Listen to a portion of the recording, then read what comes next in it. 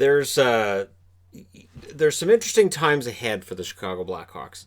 Chicago, it feels like they're in the midst of a retool slash rebuild, and that this run they went on in upsetting the Edmonton Oilers and then losing in round one to Vegas, maybe it covers for some of the flaws that this team has had. Maybe it has made this team look, I'm not going to say better than what they are necessarily, but I will say that a lot of the core, going forward, you probably want to make this team younger, which is probably going to bring them further away from the playoffs before they get closer. But it'll be interesting to see what Stan Bowman does as GM in the offseason.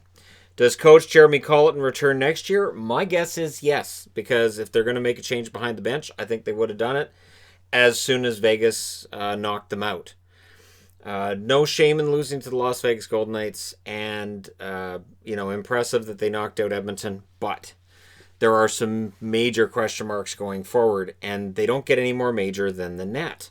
Now, according to Cap Friendly, they only have $7.35 million in cap space for next year. That's a major problem if you're intending on signing your restricted free agents and adding to your goaltending. So one of the big money contracts is going to have to go, and I'm not sure which one it is. I could have written on the board just, are cap dumps coming? Maybe, but there's going to be a lot of teams that are in the same situation. And this is why I think we could see buyouts in the offseason that we aren't expecting. We could see good players being bought out who just make too much money. So for the Blackhawks, there are going to be some question marks as to how the goaltending's going to look. You'll notice I have asterisks next to both goaltenders because I don't anticipate that that'll be your goaltending tandem for Chicago. That being said, remember last year, going into training camp at this time of year, we were all throwing the dirt on the Blue Jackets for having Korpisalo and Elvis as their goaltenders and saying, well, that's not going to work. They're really going to miss Bobrovsky, and then they didn't. So the idea that Crawford, if they don't bring him back, they don't find a way to make it work under the cap, and Crawford goes and you end up with Subban or Delia or Lankinen. Lankinen is 25 years of age, and Lankinen has looked good enough that I think maybe he gets a chance to be the backup goaltender. The question mark then is starter. Subban in Vegas and in Boston before that didn't really look like he was going to be a starter. Maybe there's something Chicago sees that the rest of the world doesn't, and maybe Subban gets a shot at that. That being said, if there was realistically a belief in Subban, you would think he would have taken the net during one of those games against the Golden Knights, especially when they were down as they were in that series. So looking at the top six forwards for Chicago, I have Kubalik, Taves, Saad, DeBrincat, Dach, and Kane.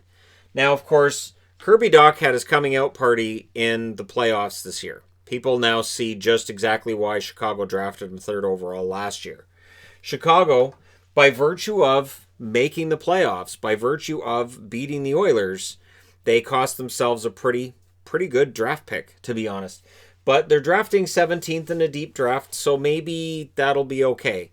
When you look at this top six forward group, that's pretty good. And of course, Dylan Strome still may very well find himself as a second line center if Dach ends up being third line. I don't think that's going to happen. I don't think you can keep Kirby Dach down. So Strome, should he stay with the team, would end up being the third line center. And should he stay with the team, part of that comes down to his restricted free agent status. And these guys are going to want raises, I would think. Top four defensemen, of course, you have Duncan Keith, you have Murphy, DeHaan, and Boquist. And I've got Mata listed there as maybe he ends up getting top 4 minutes here and there. DeHaan does get injured on occasion, so Mata would step in if DeHaan were to get hurt, or if Keith ends up getting hurt, something along those lines. It really is about the development of Boquist into a bona fide top defenseman in the NHL and where his future lies. This blue line does probably need some work. And whether that's going to come from within, from development, and from prospects and draft picks coming in, or what Chicago is going to do, that's probably going to need some work. The big question mark is going to be the goaltending, as I mentioned. Subban and Delia are the top two on their depth chart if Crawford leaves, and Lankinen being number 3. Now, in the draft, there was an expectation from yours truly as well that Chicago was probably going to take Askarov in the draft. Drafting 17th, I don't think Askarov is going to be available at 17th. I think he's going to go before that. And in that case, they may find themselves on the outs. Now, it's possible. It's possible Chicago tries to take this year's number 17 pick and other picks or prospects or something in order to move up in the draft to take Askarov. That's possible. But then the other problem you have with that is something simple. Drafting Askarov, is he ready for an NHL starter's job right now? No.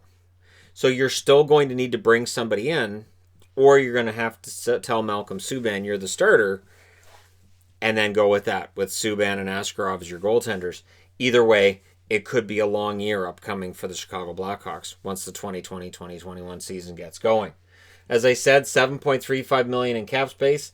Their prominent UFA is Crawford. That's the one that was really the big deal.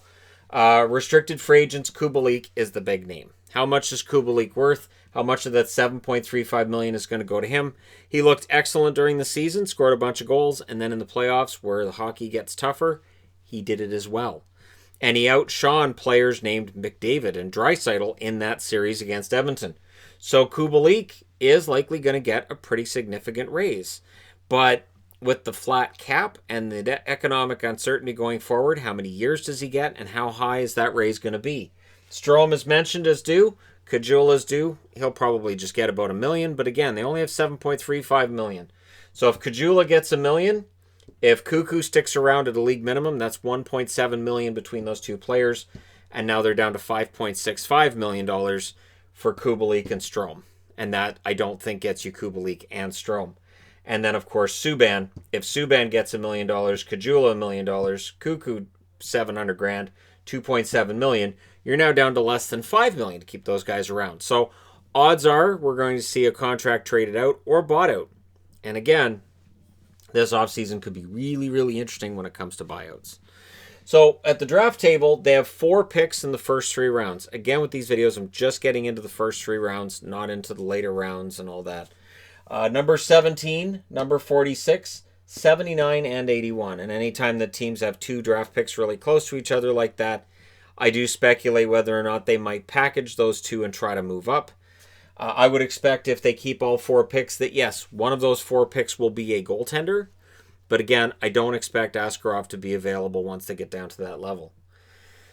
They're an interesting team. DeBrincat needs to bounce back. Strome needs to bounce back. You'll notice Alex Nylander is not in the discussion for a top 6 role. He played decently against Edmonton, not as much against Vegas. So definitely better against Edmonton than against Vegas, but the production wasn't there no matter where we're talking about him having played. And then you look at Yoki Haru and his play in Buffalo, and it already looks like a trade that was won by Buffalo. Yoki Haru would be very useful to have right now if you're Chicago, and would give them greater depth on the blue line. And again, they're going to have to address the goaltending, and there will be Hawks fans who say, hey, Jeremy Colton's not necessarily out of the woods yet. I think he is, just because I would think if they're going to fire the coach, they would have done it already. Watch them do it right after this video posts.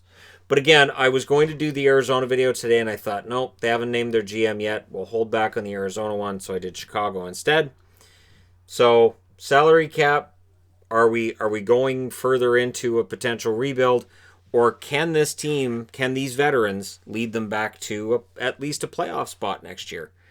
I have my doubts about Chicago being a playoff team next year, but when you have Kane and Taves, it's possible. Anything's possible because Patrick Kane could put a team on his back. I've watched him do it with Chicago before, and we may see him do it again. Let me know your thoughts in the comment section below as always. Don't forget to hit like and subscribe if you're browsing your way through. You just happened upon this video. Chicago. Could be interesting to see what they do once we're into draft, free agency, and all that wonderful stuff. The cap space is going to limit what they do unless they find a way to free some up. Thank you guys so much for watching. I will talk to you again soon.